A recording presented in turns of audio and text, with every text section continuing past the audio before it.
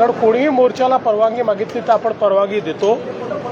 मला आयुक्तांनी त्या ठिकाणी सांगितलं की त्यांच्याशी रूटच्या संदर्भात चर्चा सुरू होती, परंतु ते जाणीवपूर्वक अशा प्रकारचा रूट मागत होते की ज्यातनं कुठेतरी संघर्ष होईल।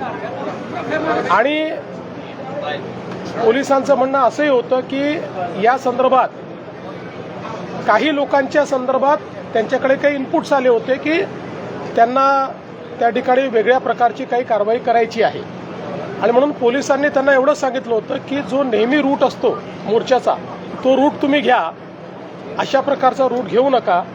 पण त्यांनी त्याला नकार दिला। त्यांनी सांगितलं आम्ही हाच रूट घेणार, दुसऱ्या रूटवर आम्ही काही जाणार नाही, म्हणून पोलिसांनी ती परवानगी नाकारली असं मला आत्ताच सीपींनी सांगितलेलं आहे।